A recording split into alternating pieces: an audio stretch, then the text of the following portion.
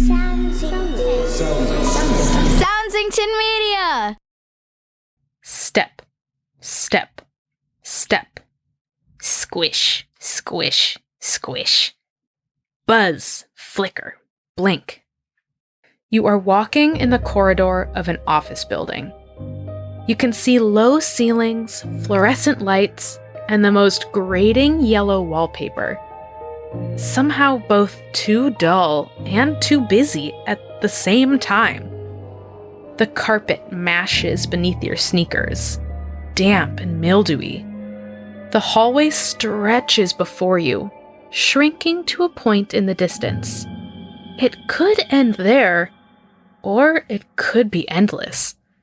Step, step, step. You pass through rooms and rooms of cubicles, every offshoot leading to another hallway, leading to another room, again and again. Step, step, step. You are walking faster now. Minutes go by, and then hours, or at least you think it's been hours. Your phone stopped working. All of this looks the same. But you have to be getting somewhere, right? Your heart rate quickens as the thought occurs to you. What if this is all the same? What if you're not making any progress? What if you never get out? I'm Elise Parisian, and today we're going to explore that terrifying feeling of getting lost, and one phenomenon that captures this feeling best, the backrooms, on this episode of Unspookable.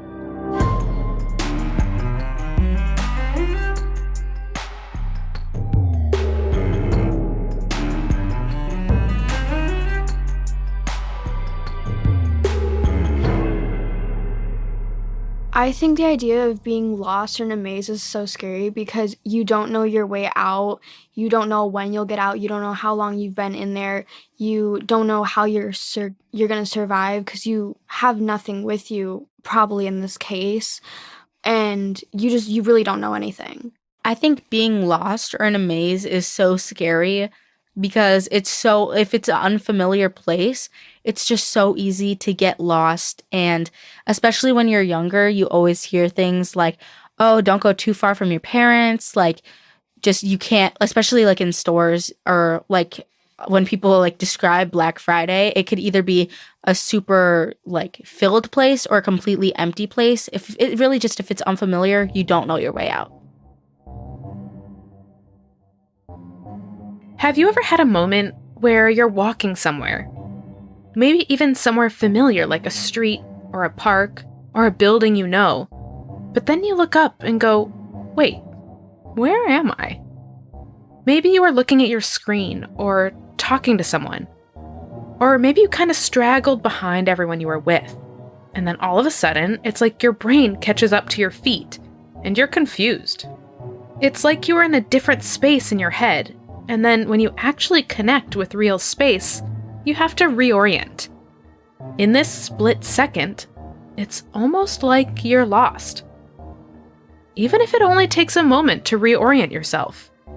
Being lost can be a gut-wrenching feeling. As soon as we are born, our brains begin to try and make sense of space. Have you ever seen a very little baby reaching out their arms and legs, kicking and waving? The sensations that we take for granted, the feeling of our body parts in space, and how they work together. Those are sensations babies are just getting to know. Their brains are testing out what having a physical body is like. As the brain continues to develop, some of our understanding of the world as a physical space becomes rooted in a part of the brain called the hippocampus, deep in the central, lower part of the brain, towards the brainstem. Neuroscientists believe that this part contains groups of neurons called place cells, which anchor to different landmarks and make cognitive maps, or ways for us to remember different places and not get lost. Think of a place you know very well. Can you imagine lots of details of it? Now zoom out a little bit. Is that place on a street or a road? What if you zoom out a little more? as you are recalling these details, individual neurons are going off that are helping you remember and see them, just as they would if you were walking near this place and trying to get to it. But what about when you end up somewhere your brain doesn't have a map for? Where there are no landmarks, or even worse, where all the landmarks are endlessly the same. Perhaps it's that sameness that leads humans to be so afraid of getting lost in the woods in particular. Picture tall, thick trees, stretching out in all directions. Would you know your way through them? Many a fairy tale and fable reveal what happens just off the beaten path, past the route that we know and into the dense, dark woods. Think of Hansel and Gretel, who found a witch's house deep in the forest. Enticing the children with candy, she lured them in to try and eat them. Or Little Red Riding Hood, who dawdles on the way to her grandmother's cottage and speaks to a stranger against her mother's wishes. That stranger is a wolf who almost eats Little Red until a woodcutter comes along and saves her. In Western cultures, on lands where people live near or among big forests, these stories are common warnings. The woods are dark and full of terrors. Do not wander off and get lost, or you will end up a meal. But what about when we seek out that feeling of being lost on purpose? What about when we imagine whole worlds that are all about getting lost? We'll see what we can dream up after this. Where I got introduced to the Backrooms was probably on YouTube or TikTok, and just a lot of like rooms, and some people even call them just levels, where it's basically just more life simulation and makes it feel like you have to escape those rooms and there could be monsters in those rooms. And I think the most popular one is one that looks like an empty store and it's just yellow fluorescent lighting. When I think of Backrooms, I immediately think of like from TikTok or Roblox or YouTube, like there's just this big maze and you're being chased and you feel like you have to get out, and there are these different levels that you have to complete, and nobody knows how many levels there are. There's probably up to 1 million, because people record up to there being 1 to like 450 levels, and there could still be more that we don't know of because we don't even know if they're real. Have you ever tried to find your way through a corn maze at a fall festival? Or a hall of mirrors at a carnival? A labyrinth built of hedges? What did it feel like to try and get out? Adventurers at the Labirinto della Masone, or the Masone Labyrinth in the town of Fontanellato, Italy, may be trying to get out for a while. Created entirely of living bamboo, this maze covers over 17 acres, and the path through is almost 2 miles long. The creator, Franco Ricci, wrote a book called Labyrinths: The Art of the Maze. In the preface, Umberto Eco writes, "For tens of thousands of years, human beings have been fascinated by something that somehow spoke to them of the human or cosmic condition. There are endless situations in which it is easy to enter, but hard to exit. And at the first attempt, it seems hard to think of situations where it is difficult to enter, but easy to exit."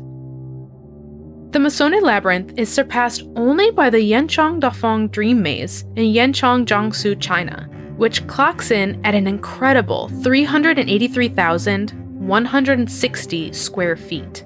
From the air, you can see a large portion of this hedge maze is the shape of an elk, with gardens, playgrounds, and water features spread all throughout it.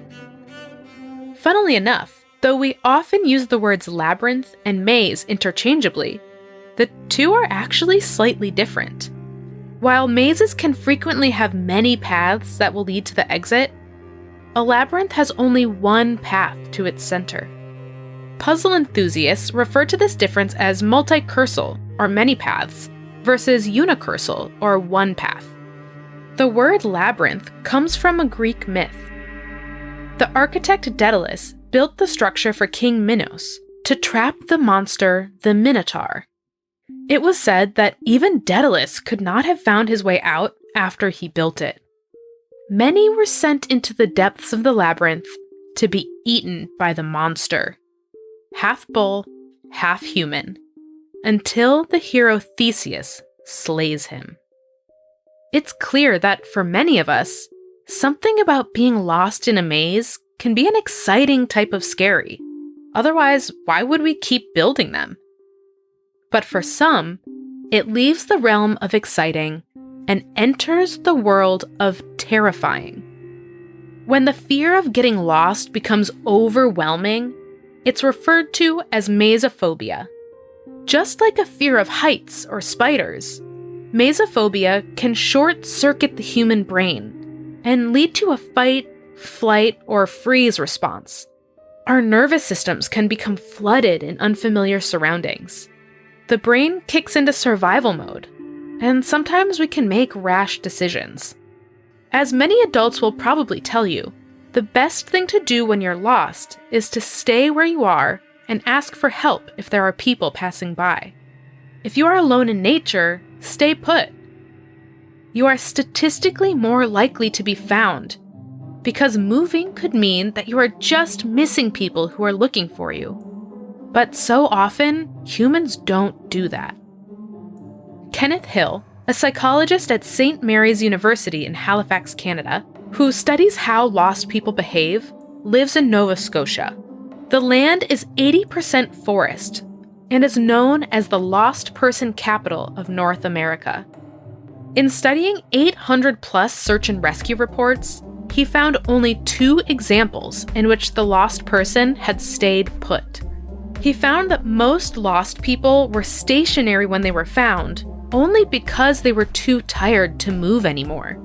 This compulsion to move when we are lost, to keep going, is our flight response. In prehistoric times, sitting around a place you didn't know would make you vulnerable to being eaten by predators. So our brains tell us to keep going, even though logically we should stay still. Research have also found that without any recognizable spatial cues, we tend to walk in circles and spirals. Our brains are incapable of leading us in a straight line when we have no landmarks to anchor us. When we can find a landmark, or at least convince ourselves to remain in one place, it becomes much more likely that we will be found. After all, in many places, even wilderness, there's only so much ground to cover. But that leads us to places far more eerie than the woods, or any wilderness, really. Places in virtual space. The known world, or physical planes of existence, have their limits. But in digital space, well, it really is possible to get lost forever. And this is what brings us to the Backrooms when we return. The way I describe the Backrooms is there are many different levels, but one of the most popular ones, like Blythe said, is where it's a giant kind of office empty store with the walls are yellow, there's carpet, it's empty, there's yellow fluorescent lights, and you're being chased by this giant stick figure, and you have to get out as fast as possible without, I guess, being killed. I really don't know, but I know that there's multiple levels and we don't know what all of them look like. But I've heard, especially on TikTok in the past, 2 years, people saying, oh, I went to the back rooms. I went behind, a Spirit Halloween or, a temporary store, and I went into the back rooms, and I was there for 3 hours when, in reality, it was only 30 minutes. So, basically just like a dream. I think the back rooms are so popular because since there are, real pictures of places that people say are the back rooms, I think that it scares people because it could be a real thing, but not with monsters or anything, but just big open rooms that, especially if I walk into a room with no furniture, it kind of does scare me because there's just nothing there and it seems like there could be no escape. On May 12, 2019, an image was discovered in a thread. This image, which would quickly become a sensation, was posted by an anonymous user and supposedly featured an abandoned level of their office building. The image was discovered in a liminal spaces thread, a popular aesthetic in certain corners of the internet. Liminal spaces are in-between spaces that carry with them potential, often for adventure, but also peril and scares. Liminal comes from the Latin word limen, which means threshold. You could be in a liminal space when you're in a transition in your life, but you can also be in a liminal space physically, when you're in a place that can be defined only in that it's not quite one way or another, but perpetually on the way somewhere. The photo depicts a section of what seems to be an office building. A dense and dirty beige carpet stretches across the floor under rectangular fluorescent lights and a low off-white foam-paneled ceiling. The yellow walls have a bland, geometric repeating pattern. From the vantage point of the picture, the room appears slightly tilted, but you can't tell if it's off or you are. But the idea didn't start becoming a whole world until the following text was posted under the photo. If you're not careful and you no-clip out of reality in the wrong areas, you'll end up in the backrooms, where it's nothing but the stink of old moist carpet, the madness of mono yellow, the endless background noise of fluorescent lights at maximum hum buzz, and approximately 600 million square miles of randomly segmented empty rooms to be trapped in. God save you if you hear something wandering around nearby, because it sure as hell has heard you. No clipping is a video game term, basically a cheat code that would allow you to pass through solid objects. The idea is that if we, in physical space, could access enough power, we could no-clip into this office building. But then, once we were there, how would we get out without something getting us first? And what exactly would that something be? Just like with physical labyrinths or mazes, made out of hedges or mirrors, one of the most intriguing aspects of the backroom that seems to draw people's imaginations to it is that tingling feeling of being unsettled, being in a place that is creepily familiar, but also eerily unknown. Unlike with a physical maze, though, this space can quite literally be infinite. Across the internet, people came up with all kinds of aspects of the world of the backrooms, from creatures on various levels to circumstances and events. The backrooms have become an endless and sometimes terrifying puzzle. One thread describes a creature that a human stuck in the backrooms for long enough can become, called a wretch. Wretches may still possess items that the person came into the backrooms with, now worn or broken. Their time surviving the labyrinth produces ghastly combinations of misplaced eyes, disjointed limbs, and sometimes skeletal wing growths. The idea that someone could be lost for so long in a different world that they literally mutate, this drives a lot of the stories around the backrooms. Like with any game or alternate reality, the backrooms are the most fun when you buy into them completely, when you suspend your disbelief and really follow the threads of the world building around you. After all, if our reality is partially created by our minds understanding space around us, who's to say that we can't make whole worlds built by our minds alone? Of course, there are ways this world building can be taken too far. Like when things written online become motivation for people to harm each other in real life. That's when we know we need a reality check. But for the most part, the Backrooms has flourished in all its creepy glory as a space where creators collaboratively make the world more complex and more detailed all the time, unfolding new ways of engaging and relating to it as it develops. There is something wonderful and frightening all at the same time about creating an endless unknown.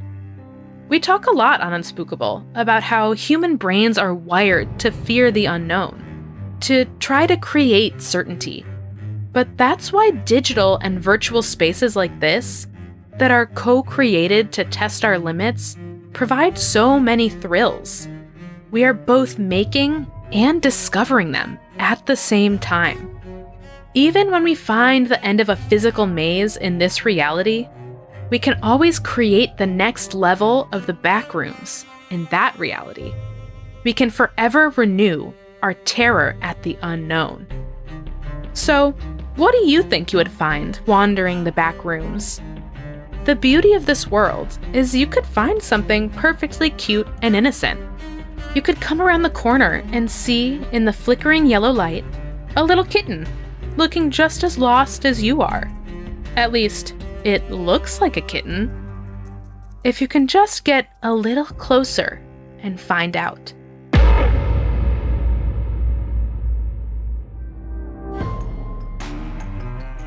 Thanks for listening to Unspookable. I'm your host, Elise Parisian. This episode was written by Ellenor Riley-Condit, produced and edited by Nate DuFort. Our theme song and additional music composed by Jesse Case. Our logo was created by Natalie Khuen. Special thanks this week to Blythe and Bella.